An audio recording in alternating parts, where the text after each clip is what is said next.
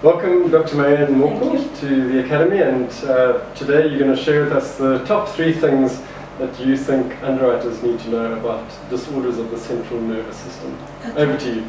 Thank you, Terence. While the central nervous system is a very complicated system to actually grapple with, there's a lot of research that's going to be still done in the central nervous system. So what we try and do is get a lot of detail around it before we actually make an assessment. By far, for most medical underwriters, this is the most difficult system to underwrite. And so both the location and the functionality of that location of the brain where the disorder is occurring, as well as the disease process, plays an important part. For the top 3 ones who carry the highest mortality rate, we would say it would be, without a doubt, the brain tumors.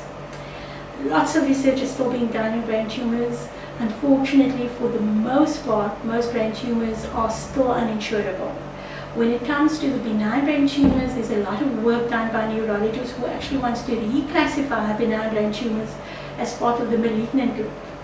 And while there is insurable rates for some clients within this grouping, it is only done with careful assessment of neurologist reports. Understanding also the location of the tumor goes a long way in understanding what kind of disabilities and impairments to expect in those individuals. The second large group that's concerning in CNS disorders are the vascular disorders, very high profile with the increased incidence of diabetes, hypertension, hypercholesterolemia, and so stroke is always with us. And we see the increase of frequency of intracranial hemorrhages. Mercifully, the outcomes are lower mortality rates, but can lead to profound disability.